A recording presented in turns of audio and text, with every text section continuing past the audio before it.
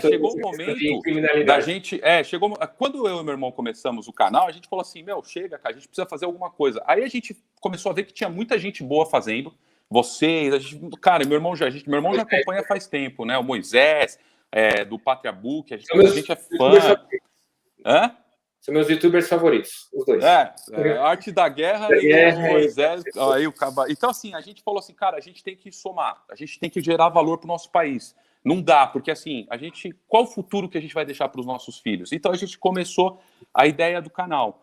E aí, agora, esse último vídeo, a gente falou do nacionalismo, né? Então, por que ele é tão... Oi? Nacionalismo econômico, né? Uma coisa que é até muito importante falar do nacionalismo é o quê? As pessoas confundem o nacionalismo com império. Ou seja, eu quero expandir as minhas fronteiras terrestres. Então, eu quero dominar a Bolívia, eu quero dominar... As pessoas, eu acho que por causa de alguns regimes totalitários que tiveram no passado, eles acham que é isso. E, na verdade, o nacionalismo, para a gente, o que a gente está falando? A gente está falando, primeira coisa, se respeitar. Então, o país ele precisa se respeitar. O brasileiro ele precisa entender que ele é uma nação gigante, meu amigo. Entendeu? Ele é uma nação que tem potencial, cara, para ser uma das primeiras. Entendeu? Está entre as 3, 4, 5 maiores economias. Só que isso depende da gente mudar a nossa cabeça. Então, primeiro você se respeita e depois você respeita as nações vizinhas, né? Então, já por aí a gente já corta muita gente. Fala aí, Léo. Um pouco sobre o nacionalismo. O que acontece? Acontece assim, que o conservador do Ocidente, ele parece aquele pai que não quer enxergar que o filho não presta, sabe?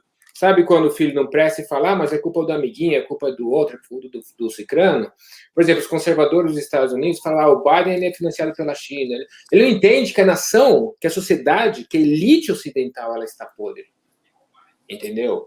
Que esses problemas, elas vêm de Washington, entendeu? Então, eu acho que essa derrota do Trump foi bom porque abriu os olhos de muita gente, entendeu? Porque será que eu estou invadindo um país porque ele é ditador ou porque esse país não tem um banco central controlado por mim, entendeu? Tipo assim, por quê? Será que esse país ele é demonizado por quê? Por que eu estou demonizando esse país? Entendeu? Porque às vezes o que acontece? O conservador, eu odeio esse país, eu odeio aquele país, aquele outro tal. Mas às vezes, nós conservadores, nós de direita, nós estamos sendo usados como massa de manobra. Entendeu? Porque às vezes você está atacando esse país, não porque esse país ele é mau, mas porque esse país ele tem uma ideia própria, um caminho próprio. Entendeu? Ele não segue uma cartilha global. O exemplo é o Irã, Leonardo. Eu fui para o Irã, eu ia falar do Irã agora. E a própria Mianmar agora, são países que escolheram o caminho deles. Eu fui para o Irã. Comandante, eu fui para o Irã. E foi um dos países, assim, não vou falar para você que eu concordo tudo, eu acho que até essa retórica contra Israel é ridícula, entendeu? Eu sou totalmente contra. Mas, por exemplo, um país que eu acho que foi o país que eu mais gostei. Por quê? Quando eu fui para o Irã, povo muito inteligente, todos na rua falam inglês, entendeu? E com dólar, então, você é rei lá. E quando eu fui para o Irã, eu encontrei um amigo na rua, tal, eu sou do Brasil, poxa, bem-vindo para o meu país, tá? Vamos lá no banco comigo. Aí eu fui lá no banco com ele, cara, fiquei horrorizado, falei, tem segurança? O cara tirou o dinheiro de uma gaveta. Eu falei assim, o que é isso? Isso aqui é um banco? Parece uma loja.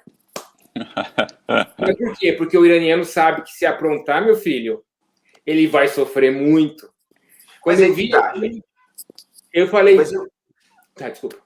Não, pode falar, mas eu vivo falando aqui no canal, o pessoal não acredita. Vai explicar para um iraniano, vai explicar para o russo, vai explicar para um chinês, vai explicar para um saudita que a polícia não pode subir morro aqui onde tem traficante armado com a R-15. Vai explicar para esses caras, não, mas por quê? Ele não vai conseguir entender. Então é isso que você falou. A gente fala mal desse país, mas você tem segurança ali. Você consegue ter segurança. E outra, eu vivo, é uma coisa que eu bato muito aqui, vou te devolver, Leonardo.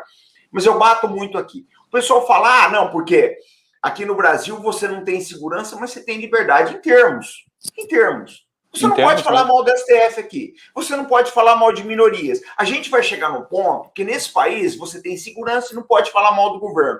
Aqui você não tem segurança e você não pode falar mal do seu vizinho. Essa é a realidade. Então a gente está começando a ver um lugar que vai ser pior. No futuro. Vai ser pior.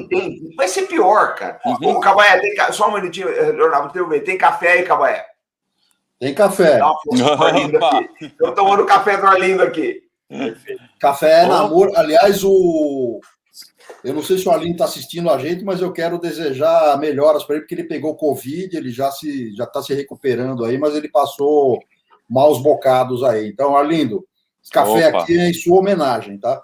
Acessem esse Instagram aí, é Namoro Café, aí vocês vão conhecer os tipos, tem grão, torrado, moído. O Arlindo que escolhe, ele traz uma fazenda no Espírito Santo. Se você for da região de São Paulo, Grande São Paulo, e fizer o pedido, provavelmente é ele mesmo que vai entregar. E vale a pena. Agora não, porque ele está em fase aí de recuperação, né? Mas o café é muito bom. Eu vou tomar, porque eu gosto, viu? Eu sou chegado num café. O café é bom. Aí. Vou devolver pro Leonardo. Leonardo, continue. Desculpa, a live aqui é bagunçada. Eu só gosto exatamente por causa disso. Ela é caótica, mas sai ideia. Muita gente fala, pô, a gente conheceu o canal e a cabeça tá mudando. Então, Leonardo, desculpa, mas é assim, é esse que vocês vão voltar outras vezes aqui, que o papo tá muito legal. Já tem um convite para uma nova aí, tá? Opa. Mas continua, fala do Irã. Só um comentário antes de voltar pro Leonardo, que tá falando do Irã, o cara sabe que se ele fizer coisa errada, ele vai sofrer. E aqui o pessoal fala, não, mas a gente tem que reabilitar, não pode punir. Só que eu acho que é o seguinte, dependendo do tipo de crime, a punição reabilita. Mas você sabe que não é esse pessoal leva o Lázaro para casa. Ele leva o Lázaro para casa. Fala, Leonardo. Então, eu fiquei horrorizado quando eu vi um banco que parecia mais uma loja, o cara tirava dinheiro da gaveta. Eu falei, cara, isso é absurdo. Como isso? Eu fiquei impressionado. E outra coisa também, no Irã tem pena de morte. Você matou, você morre, não tem essa. Mas tem uma chance de você não morrer. Se a família do morto te perdoar. Então isso é justiça. Ele entende? Para mim, esse é o conceito de justiça. Você vê também a vítima, correto? Sim. Então, digamos assim, né? Tá amarrado, não creio nisso, né? Mas digamos que uma pessoa, um sujeito mate alguém da minha família. Essa pessoa vai morrer, não importa. Mas se a minha família decidir perdoar esse cara, perdoa. A pena de morte, mas ele vai continuar, acho que preso. Agora não sei se é prisão perpétua, se ele vai ficar muito tempo na prisão. Mas olha só que interessante, isso é humanidade, cara. Direitos humanos é quando você se preocupa com a vítima. Entendeu? Isso é justiça, isso é centro de justiça. E vai lá ver o índice de criminalidade no Irã. Não é um país rico, entendeu? Tanto que se você mas é um país livre, né? Agora se você for para Londres... que é mais ou menos, né? Mas se você for para Londres, entendeu? Está cada vez mais violento Londres. As cidades ocidentais estão cada vez mais violentas. Entendeu? Por quê? Porque não tem essa. Para impedir crime, tem que ter leis pesadas. Acabou. Essa é a pura realidade. E eu, como sou cristão, acredito em Romanos 13 fala que a autoridade tem que ser pesada, porque senão a criminalidade vai reinar. Posso dar um exemplo disso? Fala, depois eu dou uma parte. Só para você ver, eu não sei, eu trabalho no Tribunal de Justiça, né? E, por exemplo, eu vejo a lei de execuções penais, por exemplo, tem o juiz aqui que vê o caso do cara, que é o juiz de conhecimento, aí ele vai lá e condena o cara. Aí tem um outro juiz que vai fazer a execução dessa pena que o outro juiz deu. Aí, depois, tem lá a progressão de regime. E aí, cara, quem sofre são os funcionários, porque os funcionários têm que ficar lá calculando progressão de regime, e vem, e não sei o quê. Então, assim, essa lei, cara, é um atraso para o país. Por que é um atraso para o país? Porque você gasta, é uma burocracia enorme, você precisa de um monte de gente ali trabalhando na execução, na vara de execução. E, assim, o juiz deu uma pena, o condenado ele tem que cumprir aquela pena. Ah, mas e se ele tiver bom comportamento? Se ele tiver comportamento, ele sai nessa pena, ele cumpriu essa pena, ele sai. Se ele tiver mau comportamento, ele vai responder por esse mau comportamento e vai ficar mais um tempinho lá. Então, assim, no Brasil, tem umas coisas que, assim, não dá para entender. Você não consegue entender a lógica do negócio, né? Então, fala aí, Leonardo, você estava falando. Não, é basicamente isso. Eu acredito que, infelizmente, depois dessa minha viagem... Ah, não, era o Farinazzo que ia falar. Não, falei. Deixa eu ouvir vocês. Não, ok, obrigado. Então, basicamente isso. Acho que depois dessa minha viagem ao Irã, eu entendi como faz um país seguro, entendeu? Leis pesadas mesmo. O criminoso tem que se sentir acuado, ele tem que se sentir com medo, sabe? Meu, se eu fizer isso, eu vou me dar muito mal, cara. Essa é a única forma, não vejo outra forma.